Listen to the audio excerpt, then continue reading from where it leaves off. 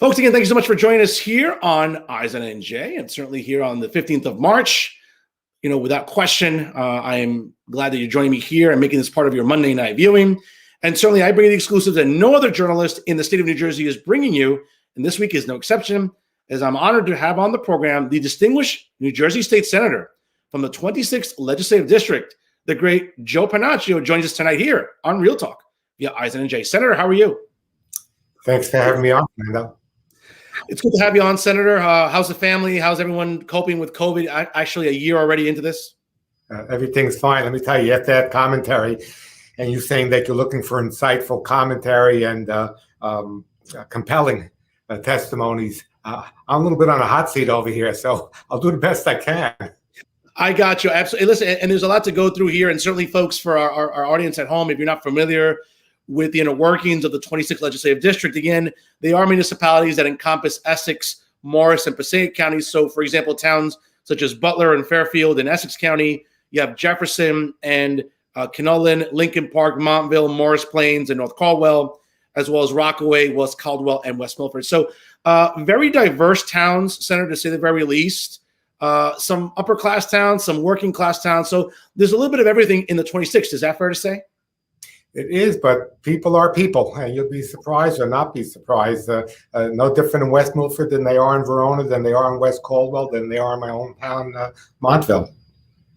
Well, absolutely. And certainly, Senator, much like all of New Jersey and the country, we're still coping with COVID a year into this. What have been some of the biggest challenges that your office has endured in this year now that we've had to deal with COVID-19, and especially, again, in the 26th Legislative District? There's a myriad of issues. Some of them, quite frankly, have been exacerbated by the state and the governor's office. We still have people waiting for unemployment. I have one young lady that's devoted her entire effort in my office the last year to trying to get these people their unemployment claims. The computer system's outdated. People took furloughs. They didn't take furloughs. The extra help wasn't there, and these people needed their money. To some extent, some of them still need their money. So that's a major issue. Another issue is people calling me about their loved ones in nursing homes, not being able to visit them. Unfortunately, a lot of them with them passing away, wanting answers, wanting to know what's going on. Moms calling up and dads calling up and saying, "What can I get my kid back into school?" We heard that the CDC said that these kids can safely go back to school in person. Fauci said it, and yet we still have many of our districts where they're either all virtual or just partly virtual and partly in school. So those pandemics, hopefully the numbers are going down, but the issues, they're still lingering, and we're still tackling them. Well, Senator, absolutely, and there's a lot of issues to really dissect here. And let's start off with Governor Murphy. You have been as vocal a critic of the governor during this pandemic as any other legislator. We all know that many on the Democratic side have chosen not to take the governor to task on things. I would argue that tends to happen every cycle. I mean, I think if you remember during 8 years of Chris Christie, many Republican legislators weren't really willing to challenge the governor on things that maybe they found troubling. That just seems to be politics. I mean, I don't want to sort of put one onus on the side of the other, but during this pandemic, the governor has had what many would argue some questionable decisions, whether it's following the guidance of the Department of Health or just his executive orders overall. You've been as vocal a critic as anybody. What specifically stands out for you about what has upset you about the governor's leadership during COVID-19? Well, you had made a comparison with Chris Christie. Let's talk about Chris Christie. Chris Christie had his scandal. The scandal was what? Bridgegate. Cohen's redirected traffic a certain way. There was an uproar. So what did the legislature do? They had a bicameral legislature, Assembly and Senate got together. They had subpoena power, and they found out some insightful things. And most of that was supported on a bipartisan basis. I don't recall of anybody not even voting to set that commission or that committee up with subpoena powers. I think I did. And yet now we go where there's 10,000 dead souls. The governor will tell you there's only 8,000 dead souls in nursing homes. But he took off 1,400 last May 9th. They don't count people that died in hospitals from nursing homes. And I don't think they factor in the fact that people that worked in nursing homes also passed away. So if you do that math, that comes to about 10,000 dead souls. Cuomo's being admonished because he had 12,500 souls, of which he lied about 50% of the numbers in order not to look not to look bad in the eyes of the public, because it was politically incorrect to have that many people die on his watch. So we've had 10,000 souls die. We've had no bicameral commission. We had a promise that we were going to get one. We voted 3 times in the legislature to make it the bill of the day. All 3 times that bill was shot down on a partisan basis. Republicans voting yes, Democrats voting no. So that's the difference between the Christie administration and the response that the Democrat legislature had to his scandal, Bridgegate, nobody died, and the difference where 10,000 souls are screaming, loved ones are screaming for answers, and yet they seem to be doing nothing except circling their wagons around this governor, protecting him. Senator, Governor Murphy certainly has not been as egregious as Andrew Cuomo, who literally has blood on his hands. I mean, let's be honest, and we've seen that in the news cycle. But many New Jerseyans, whether it be legislators like yourself, advocates, commentators online, whatever, have really taken the governor to task on this. They feel that there's still, again, as you mentioned, there has not been some transparency when it comes to this issue with nursing homes and what exactly was the protocol as it pertained to those who are elderly and those who are sick, and whether or not they were moved from hospitals back into nursing homes, and whether or not, obviously, I think it's fair to say that that exacerbated the death tolls. And it spread and it got people overwhelmingly sick and killed them. Why do you think that the governor has been maybe hesitant to address this? Or is it more the fact that, and I think you heard it during my opening commentary, it seems like the media in New Jersey, you have a lot of liberal media and journalists alike that don't want to take the governor to task. I would argue that's been disappointing. I mean, is that fair to say too? Well, first of all, I take some disagreement with you when you said the governor had blood in his hands, even Cuomo. I will give that man that, because that's just it has to be very evil if he consciously did it on purpose. I think his decision was conscious, but I thought it was misguided. But if you take a look at what our governor did and what Governor Cuomo did, the directives that were issued 6 days apart, and the directives from the Department of Health were basically identical. 2 things stand out in those directives. A, that the state of New Jersey and the state of New York both could not deny entrance to a patient that was being either admitted or readmitted from a hospital, that regardless whether they had COVID-19 or not. A. B, they were prohibited from testing those patients. So you have this governor that says, well, we gave that order, but we also said that they had to have the right PPEs and the staffing, and they had to be able to quarantine these patients and segregate them out. Impossible to do that. There was an article that came out Sunday in Star Ledger where the Department of Health had a meeting the same day that they released the directive on March 31st, and they had it with the stakeholders, with the administrators of the nursing homes, and it was secretly taped. The administrators told the Department of Health, told the commissioner, if you do this directive, patients will die. We cannot segregate these patients. And that was basically the same thing that the Department of Health said a year or 2 earlier when you had 11 children die of adenovirus. They came back and they segregated, they isolated that nursing home where those kids had died. And they also said it's almost impossible, I'm paraphrasing, for you to think that a nursing home can quarantine or segregate these patients. So what happened? Who gave that order? We wrote a letter to the state epidemiologist, which is the doctor that's in charge of infectious diseases and how we control it in the state. And I asked her point blank, did you have any input in this directive? Because I can't believe for the life of me that she would have signed on to this type of voodoo medicine. I'm still waiting for a response. If she did, quite frankly, she should resign if she acquiesced to that. If she didn't, I want to know exactly what the meetings of that minute were, and I want to know what the thinking was. Because right now, when you see that the directives from New York and New Jersey are identical, when you see the results were identical, when you see that they were 6 days apart and they were warned not to do it, it looks to me like New Jersey dropped the ball. They were just basically doing follow the leader with New York. And unfortunately, 10,000 souls died. Well, Senator, it's tragic and it's unfortunate. And most importantly, it was unnecessary. And I think we can all agree on that when it comes to sort of examining this on a more macro level. We'll get back to COVID discussion in a moment, Senator, but it is an election year. And aside from all the legislative seats that are up for grabs, including yours later on this year, the governor is also up for re-election. And, history is not on Governor Murphy's side. a Democrat governor has not won re-election in New Jersey since the days of Brendan Byrne. That's a long time ago. That's before my time. But I'm a student of history. And I know that while the governor is still polling a little over 60%, and he has some favorables, he also has some unfavorables as well, Senator. How do you look at the governor's chances this year for re-election, knowing that Democrats have just not had the luck that Republicans have had in the last 30 years here in the Garden State?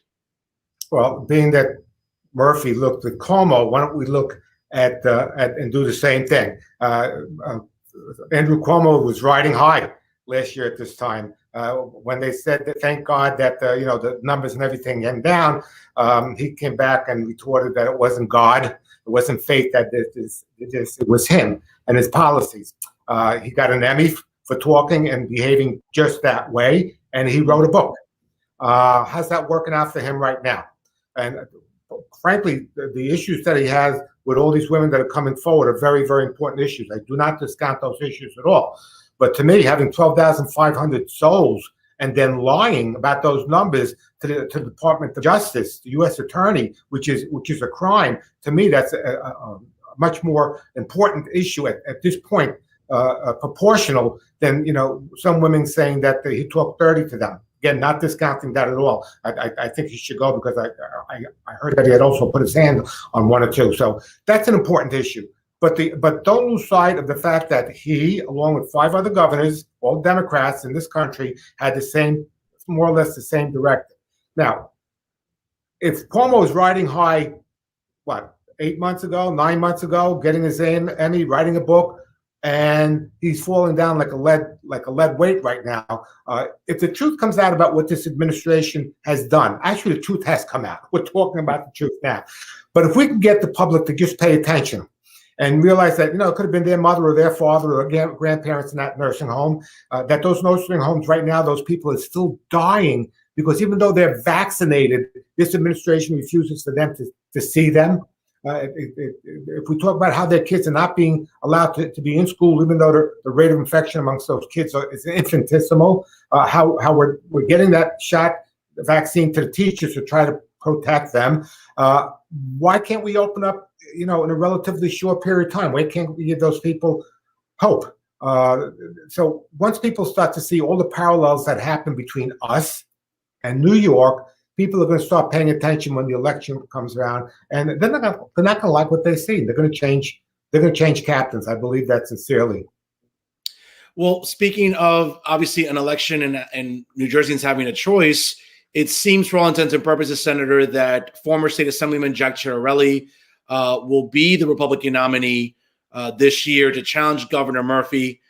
We know that obviously Jack Ciattarelli is a guy who's been going up and down the state for 3 years now. He has secured dozens of endorsements where you need to do that.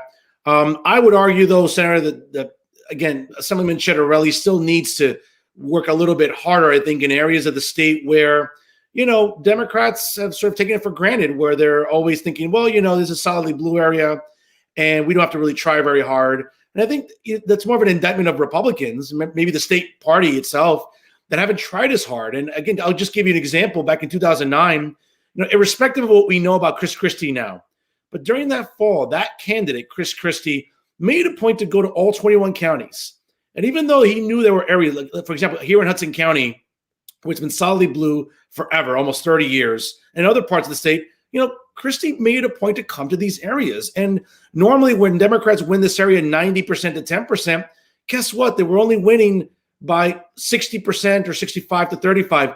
That makes a difference when it comes to galvanizing people, mobilizing people. Christie was able to do that in 2009. I would argue that Jack Ciattarelli needs to do that same thing, especially with independents, if he has any chances of unseating Governor Phil Murphy. Do you see it that way too? Well, I sort of agree with you on that point, but it even goes beyond that. Jack's got to accept the base, and I'm not saying he's won it yet because there's still other people in the race. But if Jack does win it, it's because he did it the right way. He's been out there for a number of years. He's been fighting, been meeting with Republican stalwarts, with the chairman, with county committee people. He's been getting these lines, these endorsements. So you got to give the man credit. If he does get it, it's because he's earned it. One thing I advise, a couple of things I advise, Jack. First of all, I think that we have to be in sync with the legislative races and with the gubernatorial race. In the past, we have not. And I've spoken to Jack about this. If you take a look at the legislative races, Republicans usually garner on or around 50% of the statewide votes when it comes to legislative races. So if you can hook onto the legislature, you may be able to ride out coattails. But just as importantly, there are 2 or 3 or 4 global messages that Republicans have in this election.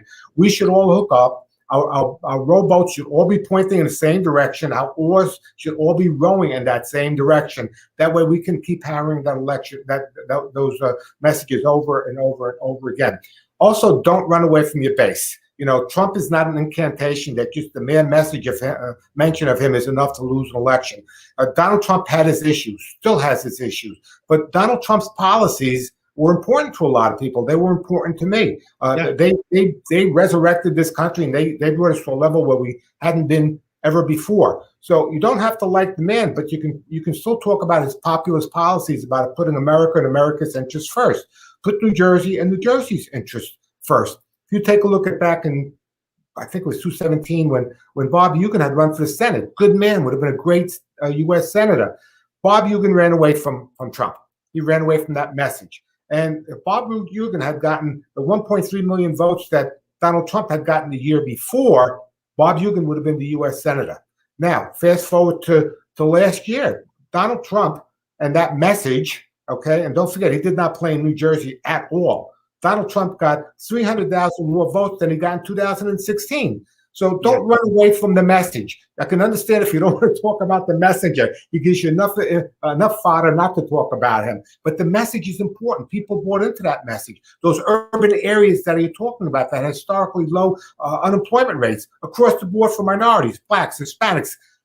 That's what you have to. That's the message of hope that you have to bring to them. So don't run away from your base. Work with the state legislature.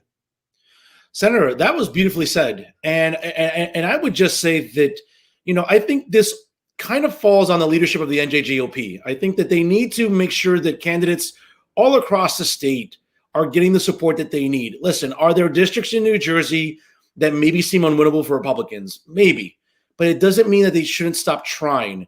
And I would argue that maybe it's not this election cycle, but there were chances for the Republican Party to get some seats here during this cycle. Okay, down South Jersey, you know, Dawn Adiego was a lifelong Republican. She switched parties. She's a Democrat now. There's a good chance that seat is going to go to the Republican. Okay, there are some assembly seats statewide that the Republicans can try to steal those. Okay, this is what's important for the NJGOP to realize, that they can shave into those leads when it comes to the Democratic right now. Yes, I'm sorry. Hypothetical out there for you. Imagine if our governor has the same lead weight and same albatross around his neck, excluding the sexual issues that Cuomo has right now. Next year, this year in November for the November election, do you think that he's going to drag down Democrats at all levels with him? I do. So let's get to work. Let's roll up our sleeves. Let's get those messages. And again, let's all have that boat pointed in the same direction and our oars rowing all in unison with that message. And we have an important message. We have a message that I think appeals to a lot of people. Absolutely, Senator. And again, during this year of COVID, there are a lot of districts in the state that have been hit hard because of what many would say has been the governor's sort of one-size-fits-all approach to COVID, as opposed to doing it on a regional level, which makes more sense. And we've had districts down the shore, South Jersey, even up here in North Jersey, Northeast Jersey, specifically, where restaurants, dining, gyms, other, businesses have taken a hit. And now, you know what? It's St. Patrick's Day on Wednesday. Why the governor couldn't increase dining capacities or indoor capacities, not this Friday, but before St. Patrick's Day, where a lot of this could really benefit businesses. It just seems like it's playing politics with COVID.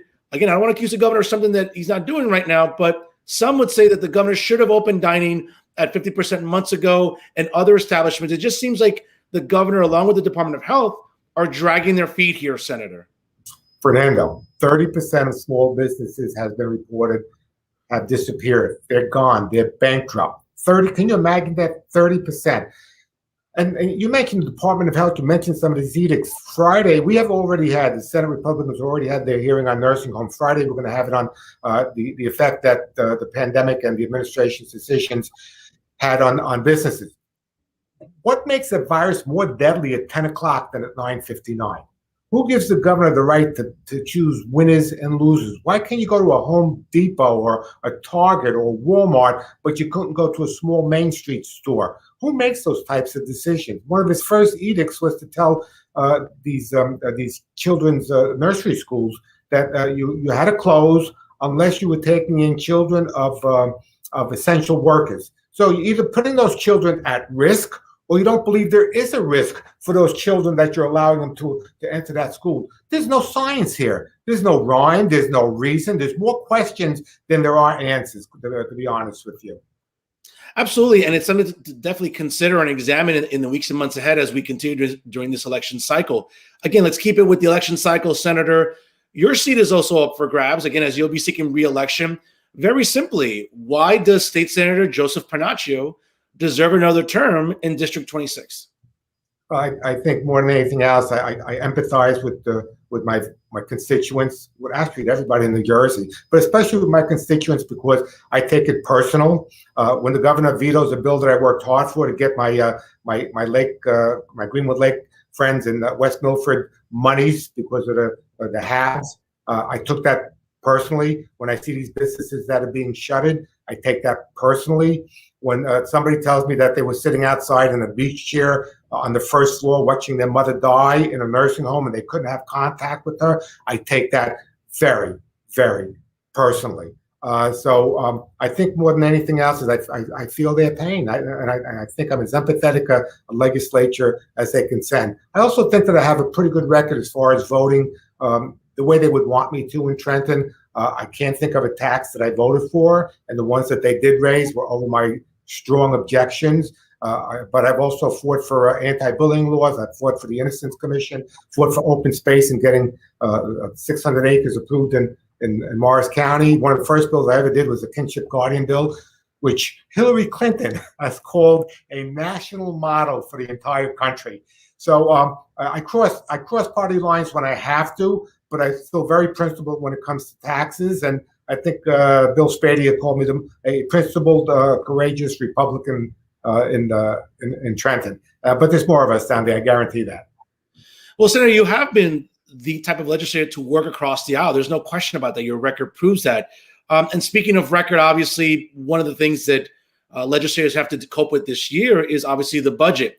We know last year, due to COVID and via executive orders, the governor pushed back the budget to the fall. It seems like that's not going to happen this year. You know, under the state constitution here in the Garden State, the state budget has to be passed by the legislature and signed by the governor by June 30th. Otherwise, we'll experience a state shutdown like we did, for example, under Governor Corzine and Governor Christie collectively.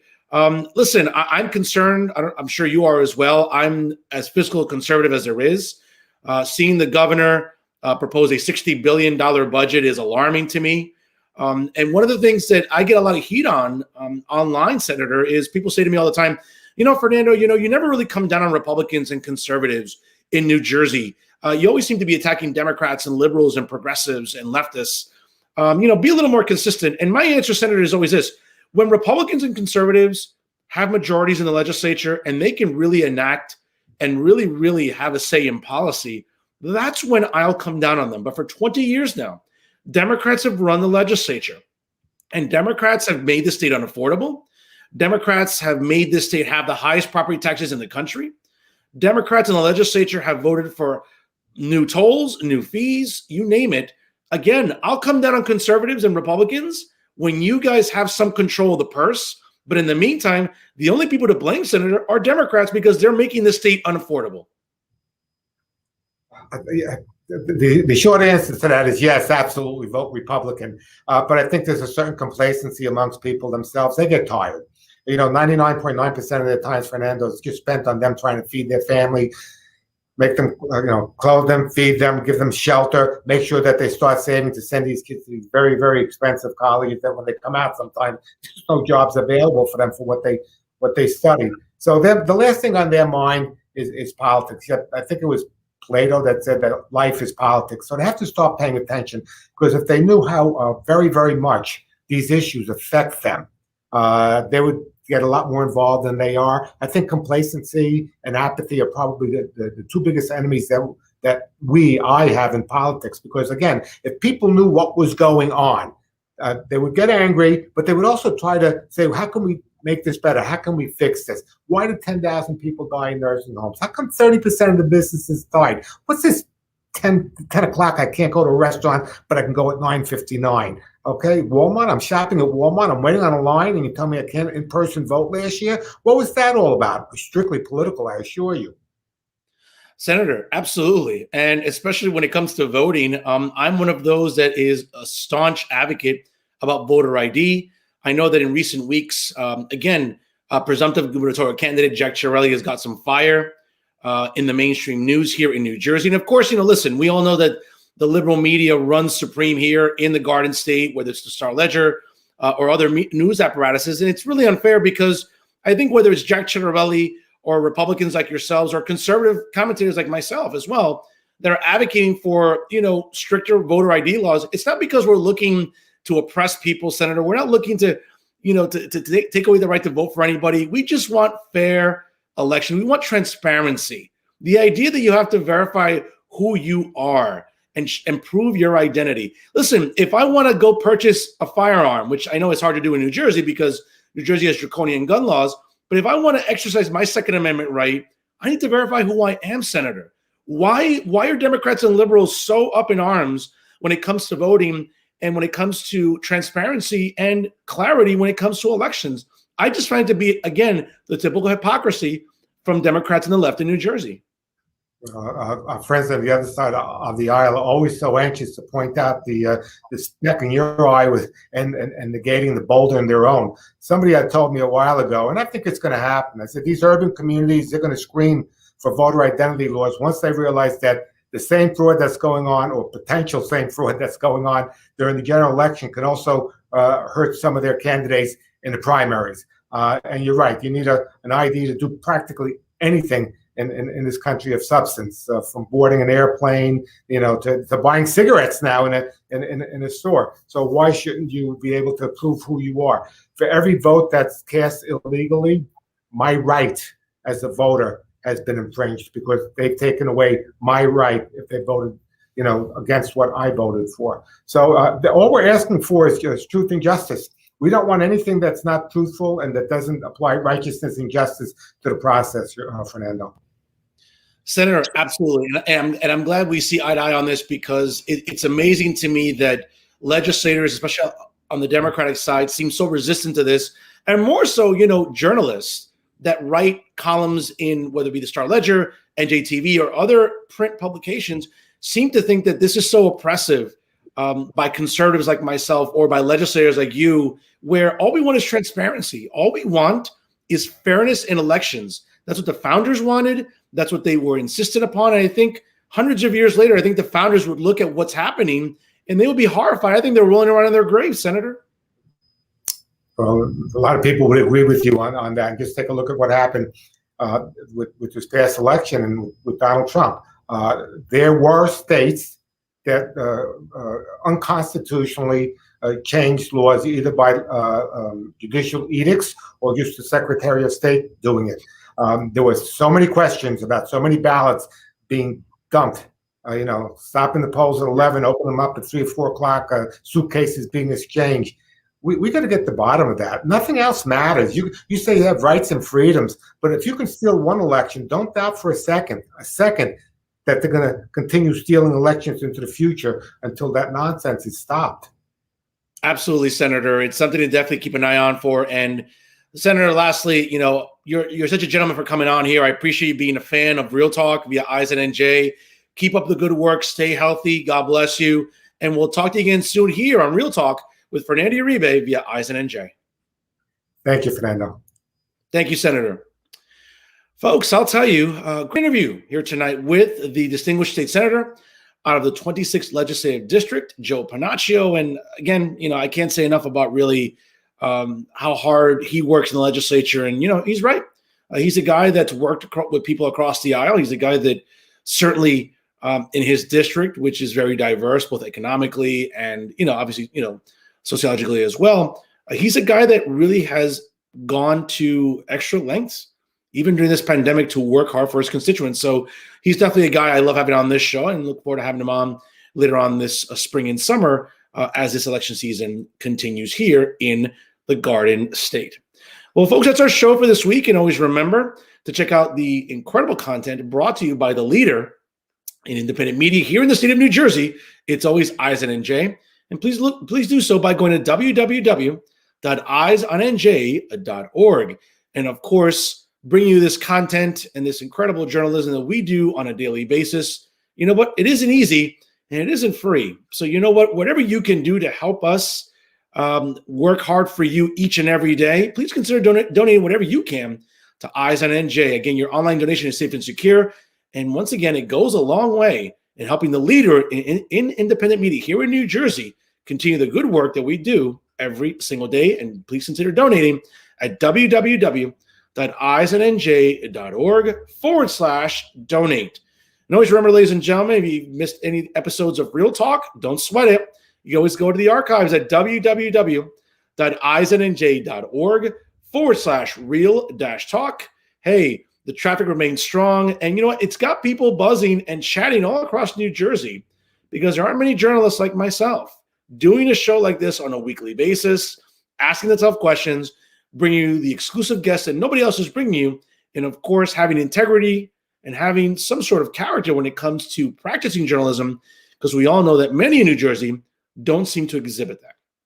Once again, ladies and gentlemen, I want to thank you all for joining us here today. Once again, as I said, to start off the program, let's go Rutgers as they begin their quest for the Final Four this Friday at 9:20 p.m. on TBS on your local cable system as they square off against the Clemson Tigers. Let's go Rutgers.